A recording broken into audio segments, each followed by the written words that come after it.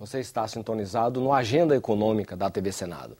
A partir do final do mês de agosto último, o presidente do Federal Reserve, o Fed, o Banco Central norte-americano, sinalizou o que ele chamou de afrouxamento quantitativo da política monetária dos Estados Unidos. Com essa decisão, haverá um aumento da circulação do dólar, com efeito em cascata em todo o mundo, acirrando uma espécie de guerra cambial envolvendo todos os países ricos e emergentes. A ideia fixa do governo norte-americano é aumentar a liquidez interna da sua própria moeda para, com isso, evitar uma deflação, segurar taxas de juros no futuro e estimular a recuperação do país. Isso tende a acentuar a queda do dólar frente a outras moedas, facilitando as exportações dos Estados Unidos e garantindo maiores níveis de emprego e de renda para aquele país. No resto do mundo, ocorre o oposto. As moedas locais se valorizam, estimulam-se importações, desestimulam-se as exportações, apontando para a queda nos níveis de renda e de emprego. Para destrinchar melhor o quebra-cabeças cambial, o Agenda Econômica vai conversar hoje com o professor Dércio Garcia Munhoz, da Universidade de Brasília, UNB. Participa dessa entrevista o jornalista Davi Emerick. Professor, muito obrigado pela sua presença nos estúdios da TV Senado. Eu queria começar exatamente com essa questão do Fed. Quer dizer, esse afrouxamento quantitativo, na verdade, não por emissão, mas o governo está comprando, diz o governo norte-americano, está comprando títulos, com isso joga mais dólares no mercado para tentar evitar uma deflação, garantir taxas de juros baixas como são hoje no futuro e, com isso, estimular a economia americana, o crescimento da economia americana. Está de fato havendo isso? Como é que o senhor analisa esse quadro? Bom, essa política americana não é uma política recente, né? Eles definiram uma mudança muito grande na política econômica, na política monetária, na política de colocação de títulos, né? Porque você usa a política monetária, um dos instrumentos principais é você comprar título e vender títulos. Joga os títulos do governo na rua, retira o dinheiro. Compra os títulos de volta, põe o dinheiro. Então isso aí foi acionado já a partir da crise de 2008. Uhum. E a economia americana, como ela não vem reagindo, por quê? Porque ela está com a demanda enfraquecida, né? Você teve perdas muito grandes de patrimônios das famílias. Além da perda de emprego, com a crise, você teve o quê? Uma perda de patrimônio. Essa perda de patrimônio pela desvalorização de imóveis, inicialmente das bolsas, empobreceu as pessoas. E você reduz o consumo em função disso. Então a economia americana, no meio de uma crise, ela sofreu também esse efeito e não teve saída, porque não conseguia reativar pela demanda interna, não conseguia reativar pelas exportações, porque a Europa ela está parada já desde o início dos anos 90, por causa dos problemas do euro. Preparada para o euro e depois com o euro. Então ela não tem solução. E a China, na defensiva, e com uma mudança que ela fez estrutural nas exportações, ela passou a ser uma grande exportadora, inclusive para os Estados Unidos e com empresas americanas produzindo na China. Então os Estados Unidos não encontram espaço. O que acontece? Continuam com a crise interna, com dificuldade de reativar.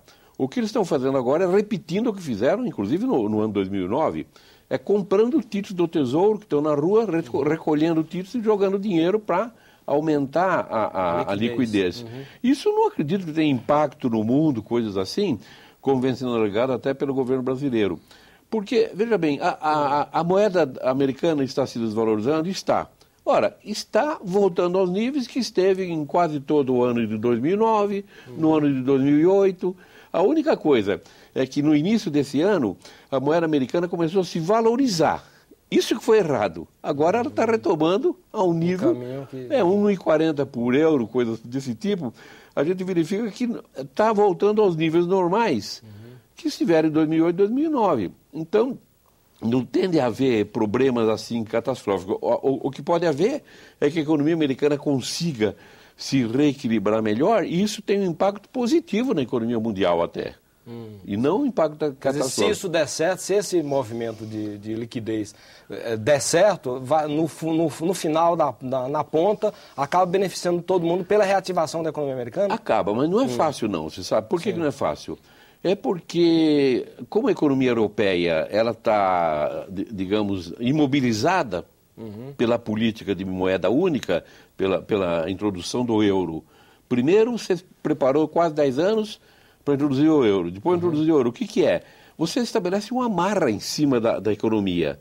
Nada pode funcionar porque é pecado, é coisa desse tipo como estão fazendo agora. Então a Europa está perdida, está parada há tanto tempo e já faz 20 anos que está assim. A economia americana sem a Europa e sem o Japão, ela não consegue conviver, ela não tem parceiros. A China, quando surge o quê? Com uma grande importadora de matérias-primas, jogando as economias da África e da América Latina, inclusive o Brasil, lá para cima, né? O presidente da Bolívia pensando que agora a Bolívia está indo bem por causa de mim. Não está indo bem por causa dos chineses. O presidente do Peru também, de outros presidentes também. Então, veja bem, quando ela puxou as economias emergentes. E com isso ela... Fornecedores de matérias-primas. De matérias-primas e mudou a sua estrutura produtiva e passou a exportar produtos industrializados para o mundo todo a preços competitivos. Aquele negócio de só brinquedo, boneca, acabou na economia chinesa. Então, o que acontece? A economia americana já vinha, antes da crise de 2008, já vinha numa crise porque ela não conseguia avançar. Mesmo porque, quando ela agrega trabalhadores, família de imigrantes, né, países com população estacionária têm que abrir para imigrantes. Elas tratam imigrantes como marginais, como a Europa faz. Não agregam ao mercado. Segrega em certas regiões, são subindivíduos, né, num submundo, não são consumidores. Então a economia americana fica numa situação realmente crítica, assim, que não sei como vai sair. A Europa não vai sair enquanto tiver o euro, porque eles não conseguem nem respirar. Guerra cambial. O ministro Manteiga ele acha que existe hoje no mundo uma espécie de guerra cambial. Primeiro, por um lado, os Estados Unidos aumentando a liquidez, do outro lado, a China artificialmente controlando a sua moeda e tal.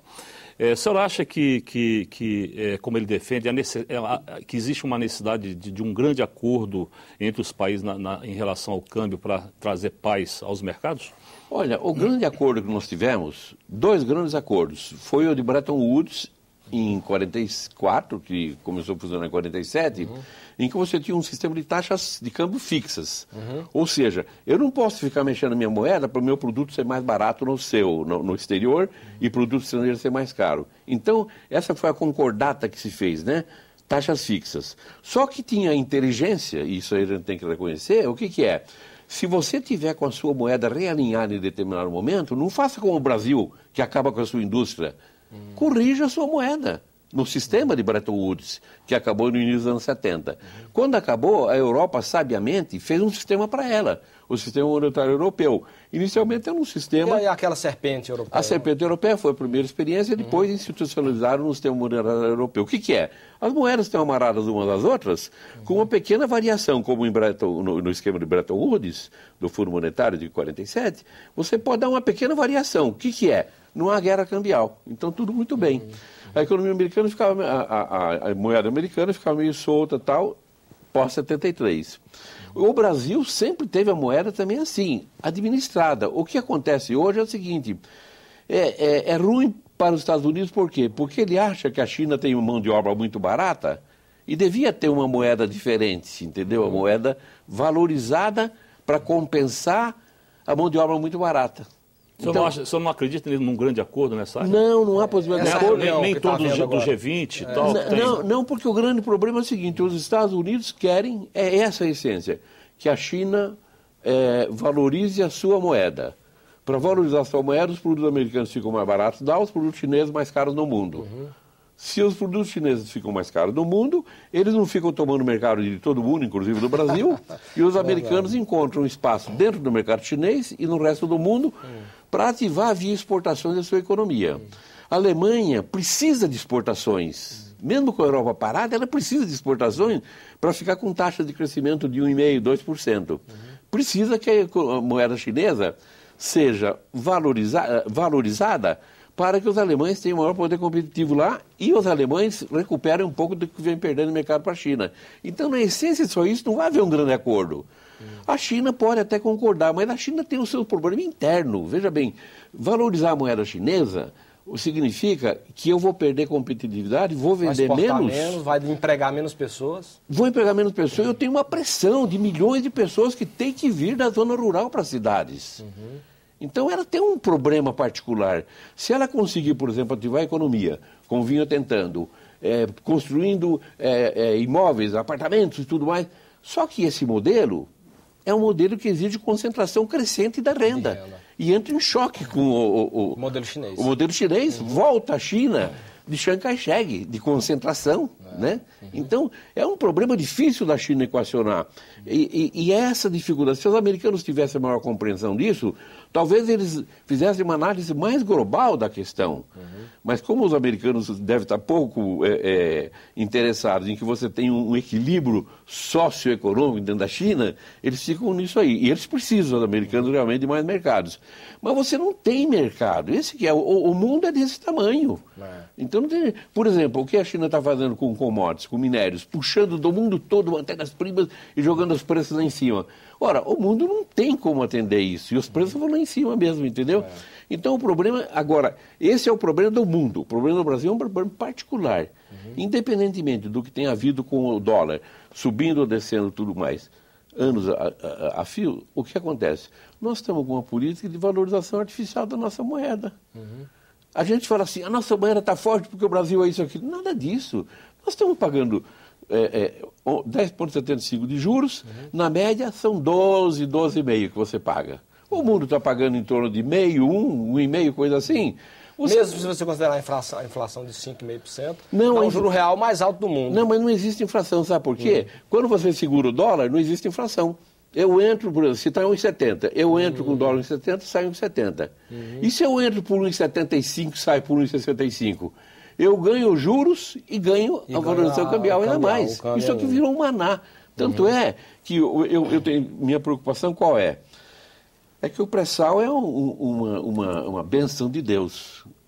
Mas essa especulação financeira faz com que os estrangeiros tenham hoje perto de 400 bilhões de dólares no mercado acionário, em valores.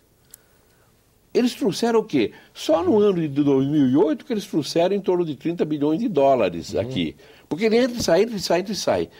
Leva 10 bilhões de dólares por ano de ganhos com esse capital financeiro, que é o capital especulativo. E você pega, eles estão com quase 400 bilhões de dólares em ações. O dinheiro é levado embora, entendeu? Essa valorização artificial, o que faz? Com que grande parte das nossas empresas não sejam mais nossas, com essa questão da Bolsa, entendeu? Eu digo o seguinte, o pré-sal vai embora se eu tiver que dar cobertura cambial para isso. Eu não tenho mais um pré-sal nessa altura. Então, por que eu estou mantendo isso? Porque o Banco Central, ele gosta de se autovalorizar dizendo que está segurando a inflação. E fica segurando a inflação artificialmente através do quê? Do dólar barato. O dólar barato. Ora, dólar barato significa o quê? Menos automóveis exportando, mais automóveis importando. Menos emprego na indústria. Graças a Deus, a China está comprando muito minério, está comprando muita soja. E nós devemos rezar para eles continuar comprando assim. Só que 35% das nossas vendas para a China são de soja. 35% de minério de ferro. Depois você tem papel, né? Coisa para celular, para produção de papel, e petróleo. Chega a 80%.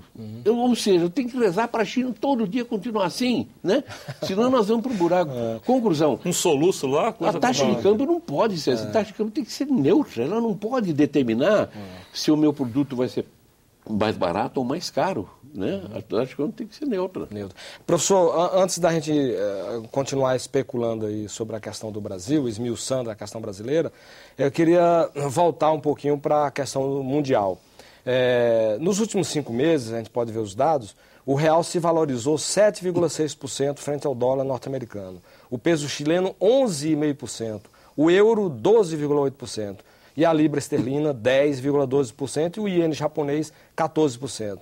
O que é que explica toda essa valorização? Quer dizer, não é só o Brasil, o senhor fala o Brasil é uma questão artificial e tal, porque muita commodities e essa coisa toda. Quer dizer, está havendo uma onda no mundo de valorização das moedas nacionais frente ao dólar norte-americano. O que é que explica isso? Não, veja bem, os sistemas cambiais, eles são o seguinte, eu geralmente acompanho a moeda. Então, por exemplo, a libra esterlina, ela tem que ficar mais ou menos acompanhando o euro. Porque o comércio maior dela é com o euro ali dentro. Então, eu tenho que... Se o dólar está se desvalorizando frente ao euro, a libra tem que se desvalorizar também. Ou melhor, se a moeda americana está se desvalorizando frente ao euro, a libra tem que acompanhar o mesmo movimento. Essa é a tendência. Agora, como cada país acompanha cada moeda, você fala assim, mas eles acompanham religiosamente? Eu falo, não. Depende da questão de contas correntes. Se você começa a ter um desequilíbrio com o mundo, eu fujo daquela paridade. Então você vê, por exemplo, a moeda do Chile. A moeda do Chile, ela é favorecida pelos preços de cobre, né? Especialmente, né? Então, com isso, você tende a ter uma posição em contas correntes melhores, mesmo porque ela tem mecanismo de defesa contra o capital especulativo. Tem até quarentena. O Ien, por exemplo, é uma moeda que a tendência é eles se ligarem mais ao dólar americano. Mas o Ien é muito difícil da gente apreciar, porque o Japão está numa crise, está numa economia parada há muito tempo, entendeu? Parada há muito tempo. Então você não sabe como é que o Ien... Você não tem mais possibilidade, digamos, de administrar a economia japonesa ou a taxa de câmbio japonesa nessa altura. Agora, no mundo de, digamos, 150 países, você tem meia dúzia em que você tem no sentido da moeda brasileira. Mas, realmente... Quer dizer, então existe a gente pode dizer que tem uma onda geral de queda do dólar e de também consequente valorização das moedas nacionais. Mas é uma queda recente. Não faz o equilíbrio das exportações e importações? Se as coisas não se igualam, não, todas as moedas estão se valorizando? A tendência seria essa, mas veja bem, se você mexe só com contas correntes, ou seja, vendo muita mercadoria, entra muito dólar aqui. Quando entra muito dólar, o dólar reduz de preço e com isso eu perco a competitividade e vendo menos. Você equilibra se você fosse imaginar assim. Mas o problema todo é que quando você põe fluxo de capitais e capitais especulativos, entra, pagando esses juros, por exemplo, que o Brasil paga, entra uma onda de dólar no Brasil e joga o preço para baixo. Se nós não tivéssemos esse movimento de capital especulativo e tivéssemos, por exemplo, empréstimos bancários, como tínhamos até os anos 70, 80, por um lado, investimento direto por outro, que eram fábricas, esse mundo não existe. Hoje, desde que você fez, que os países em desenvolvimento entraram endividados nos anos 80, falidos, e de repente veio o Fundo Monetário Internacional e falou assim, agora acabou a brincadeira, vocês têm que se ajustar. O que aconteceu? Você retirou os países devedores do mercado mundial de capitais. Os bancos ficaram numa situação desesperada, porque, afinal de contas, eles financiavam os países devedores. E era em torno de 300 bilhões de dólares que eles colocavam a cada ano de contratos novos, assim. E recebiam em torno de 50 bilhões de dólares de juros. De repente, você falou assim, vocês têm que se equilibrar para não quebrar os bancos. Aí os bancos ficaram numa situação difícil e você fez o seguinte, se no Euromoedas eu não tenho mais clientes, nós temos que agora fundir todos os mercados. E veio a desregulamentação financeira. Então, com a desregulamentação financeira, o que você fez? Virou uma selva. O capital financeiro passou a dominar tudo. Então, esse mundo é um mundo diferente do capital financeiro. O que os países fizeram? Foram utilizando instrumentos de defesa contra o efeito danoso disso aí, que um deles é a valorização cambial.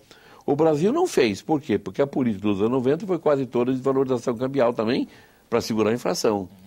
Atualmente é a mesma questão que nós estamos usando. Então, o problema, capitais especulativos, é uma coisa que você tem que se isolar dele. Mas o Brasil não se isolou e fez essas reservas, uma montanha de reservas. No próximo bloco, nós vamos verificar a questão das reservas cambiais em todo o mundo. Aguarde.